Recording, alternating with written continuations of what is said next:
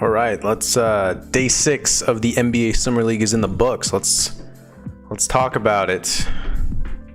Pull this up. All right, 6th day of Summer League is over. Had some pretty solid performances today, and we'll break it down right now.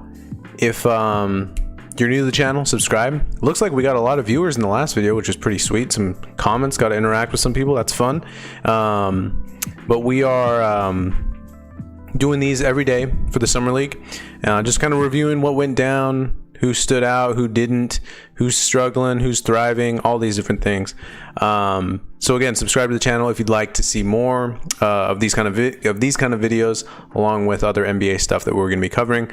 Off-season winners and losers is coming. I just really am waiting on Lauri Markkanen. I don't think he moves the needle for a team that much, but I think it's important nonetheless. So yeah, again, like the video, subscribe, comment, have fun with it.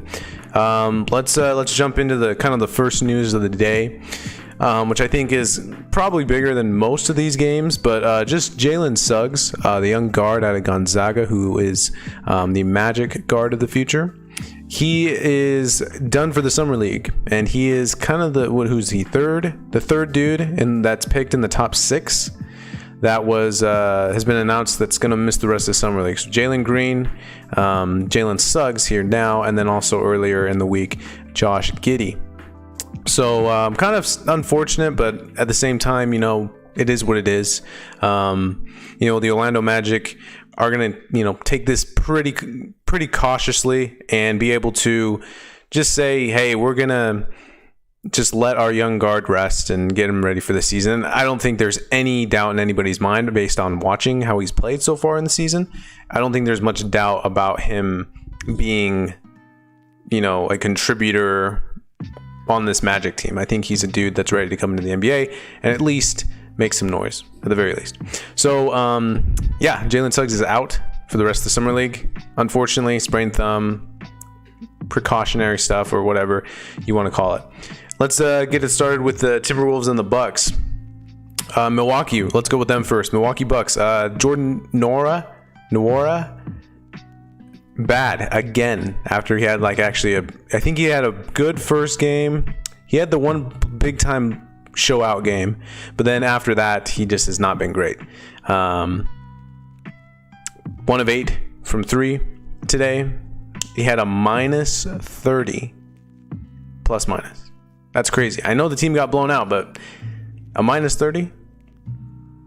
Crazy. Let's see. Jalen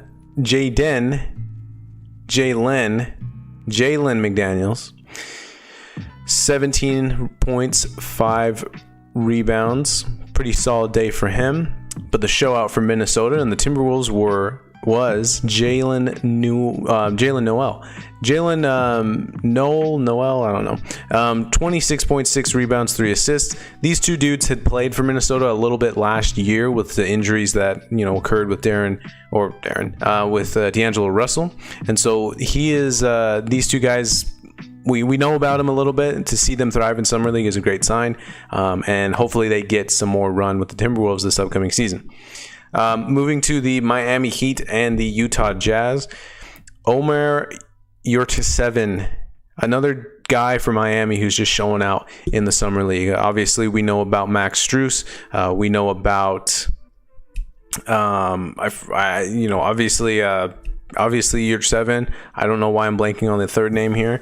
But yeah, Yurtseven had 16 points, 11 rebounds, 3 steals, which is interesting for a dude. And also 3 blocks as well. Yeah, 3 blocks, 3 steals today for Yurtseven.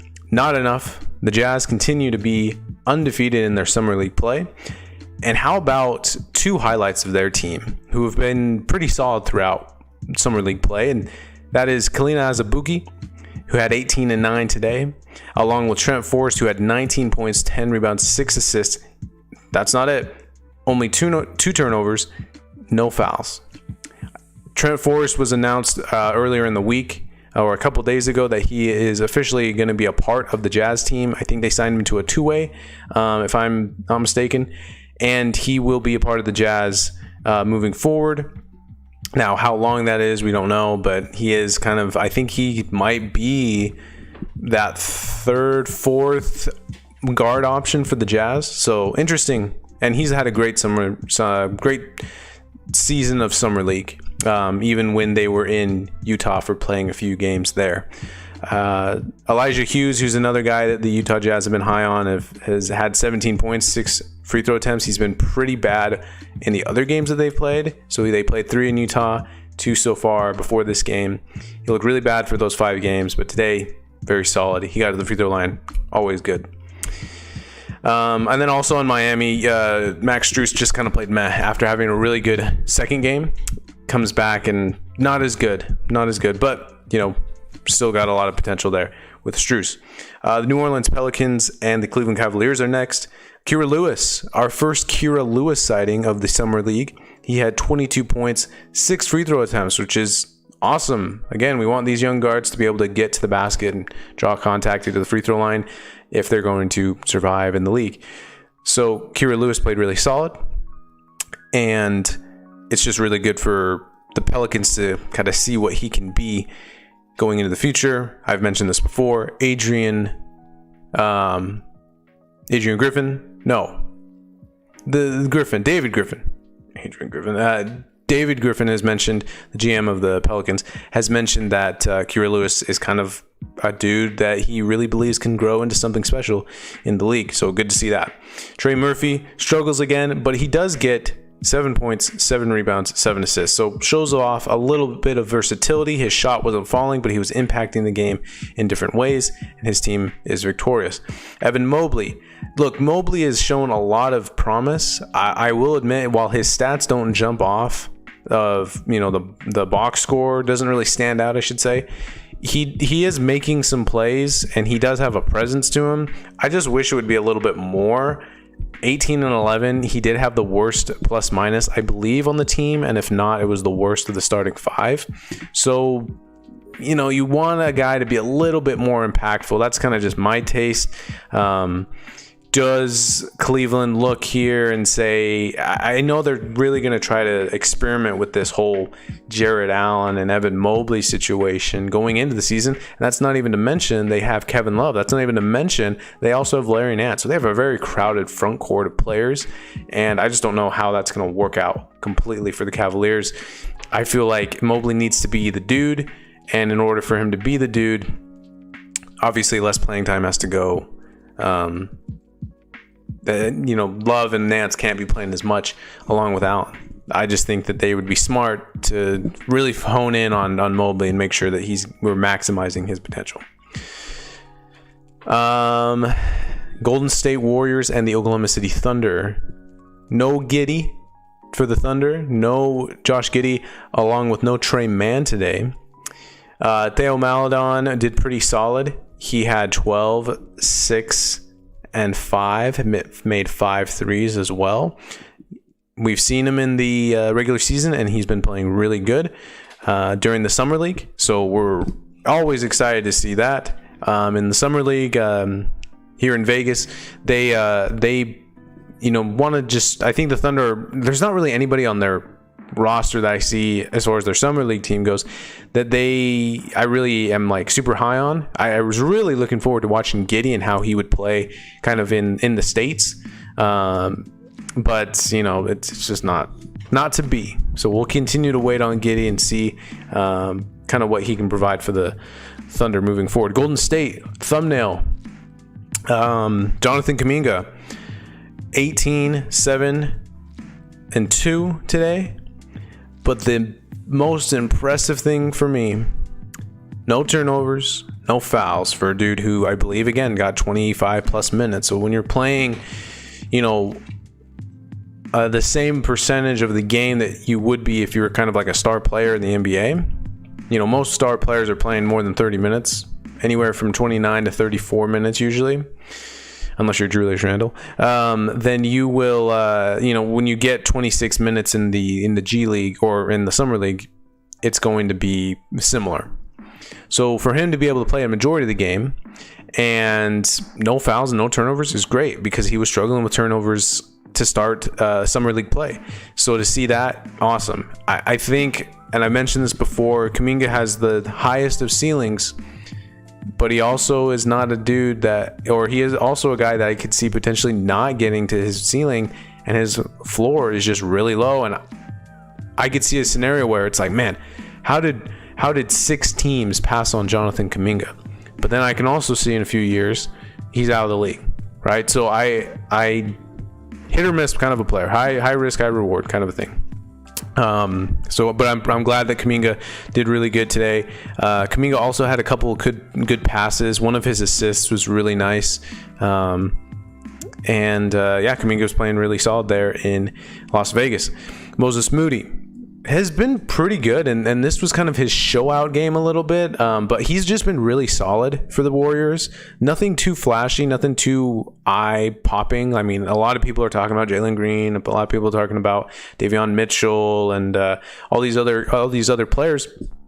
And I feel like Moses Moody is kind of just the one who's kind of just doing his thing. And because he hasn't had like an explosion of points or anything like that, he's just not really talked about. But I believe Moody is really solid and has been playing really solid for the Warriors. Today, a little bit more of an explosion from him. 3 points, or 3 3-pointers made, and then 22 points for Moody. I just loved it. Those two guys, I think Golden State, like, I know they were trying to trade off. The Warriors were trying to trade off of those 7th and 14th picks, but to get 2 of these talented young players, I liked it. And that was one of the reasons why I liked the Magic so much, is because they were able to get 5 and 8 and get impact players. And we still kind of hope that Wagner can grow into that, but for Suggs to be there is awesome. And I think Golden State's going to have a similar impact with their 2 players that they had moving forward into the future. The Detroit Pistons and the New York Knicks are next. How about Luka Garza? Let's shout out the old Iowa Hawkeye. Garza goes 10 points, 12 rebounds, 5 assists. Let's roll down here.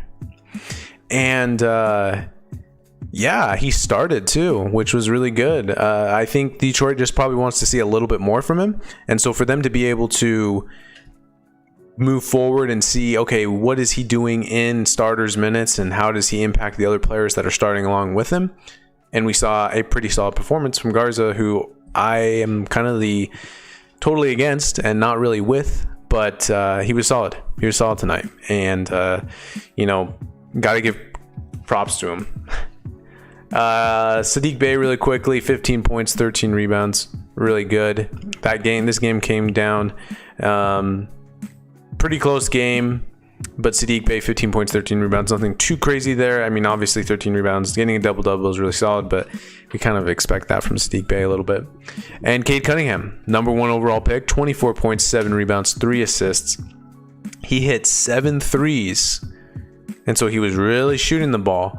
And I'd kind of, I'd been a little too hard on Cade. I feel like I'm asking for him to do so much, but yet his team is not that great, and he's playing so much off ball. So I maybe should temper my expectations down, because the last few days I've been kind of making it feel like Cunningham's like really bad, or at least not performing up to standard of the number 1 pick. But the Pistons aren't really using him in the way that I think they will use him once the regular season comes around. Because let's be honest, Killian Hayes is not the guard of the future for them. It's Cunningham, and they have to roll with him and let him be the playmaker that he actually is, or else you're just bottling up potential. The New York Knicks, Miles McBride struggled. 2 of 14, 0 of 7 from 3, 4 assists, 0 turnovers. Solid there, but his shooting just needs to get better. Off day. Everybody has an off day in Las Vegas. I mean, who scored 59 today? Or was there a team that scored like 59 recently? I mean, the Bucks scored 64 today, which is crazy. But you get a bad game, a bad shooting night every now and then. So, McBride is the victim of that today. But other than that, his other games have been really good. His other 3 games have been really solid when he has come off the bench. Emmanuel Quickly, 15 points, 9 assists, I believe. He was inefficient from the field, but he was kind of just okay overall. Would like to see him hit more shots with a little bit more consistency. But Quickly, again, young guard growing into his going into the league, and he's all right. How about the guy I always slam on the New York Knicks? Quentin Grimes finally shows up to the summer league. 15.7 rebounds, 3 assists, 3 3-pointers made. So you can kind of see a little bit of the offense that he can provide. Hopefully he's able to have offense in the league going forward. I don't think he will, but I think it's always nice to see these guys show up a little bit. And then let's go to our other thumbnail player, Obi Toppin. 31, 9 rebounds. How about 0 turnovers for Obi Toppin? He still, I think, is wanting to prove that he can shoot the 3, but I feel like similar to how like Jalen Johnson plays, he's much more of like kind of that traditional 4 where he's scoring a lot of 2s rather than stretching outside. Obi Toppin's really solid. I think he has good potential. Obviously, when you're dropping 31 points in a summer league game, that's good as a young player. But I want more. I want more from Obi Toppin. Okay, and if he wants to break the rotation and get out of the doghouse that Tom Thibodeau had him in last year, hopefully he can, continue to improve. Last 2 games, the Memphis Grizzlies and the Sacramento Kings. Davion Mitchell.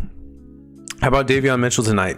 19 points, 6 free throw. He went 6 of 6 from the line, 3 steals, only 1 foul. Anytime that you're getting more defensive stats than fouls is killer. You look at all the good players in the league, and sometimes it's just as simple as looking like, okay, this guy had 2 steals and he had like 1 foul, or 2 steals and a block and he only had two fouls or whatever.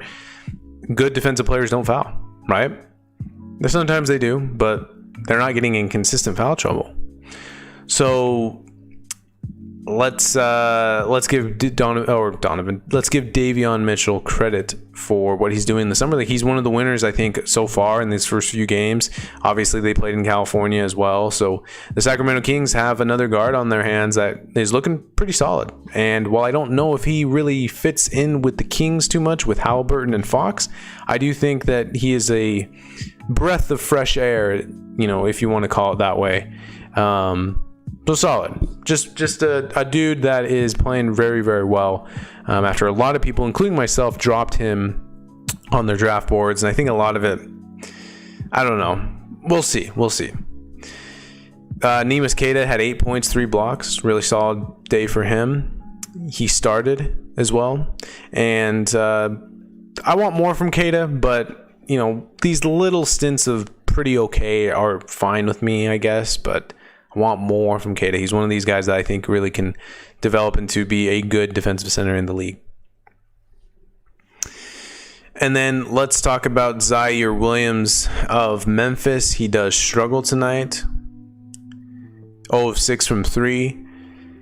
Consistency is just the big thing with Zaire, and a lot of people last year and his lone season at Stanford, people were worried about how he played just because Stanford was, I believe, they're on the road the entire year because of COVID, and then also he had some personal family tragedies go on last season, and so for Zaire had a lot of just up and down kind of a college basketball season in his first lone season at Stanford. So I hope that he can show more consistency because he has a lot of talent, but not tonight.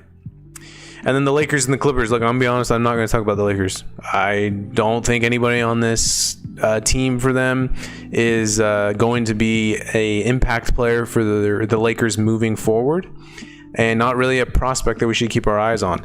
I hoped that Joel Ayayi would be a little bit better, but he has been just not great in the Summer League at all. So I don't even want to talk about him. I'm done talking about him. The Lakers and the Clippers, the Battle of LA.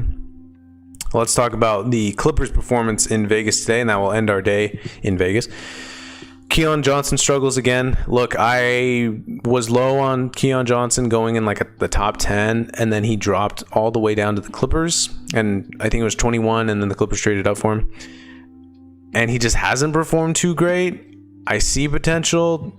Just hope that it's a little bit of a shooting issue, and he can get out of it, but we'll see. Jason Preston played a lot better than he had in his other 2 games, but Still like not, I don't know. I still worried about him a little bit, but again, not gonna throw those guys under the bus. Those guys are my boys. I actually kind of like what the Clippers did this offseason. And then Brandon Boston, the other pick that I love from the Clippers, he had his first good game of the summer league. 17 points, 5 rebounds,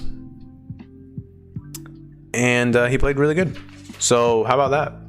Clippers lose to the Lakers, even though the Lakers just like I look at their team and I'm just like, I can't get excited about anybody, right? Like I can't think that they're gonna be able to do something. I don't know. I'm not gonna talk about the Lakers too much, or the Blazers summer league.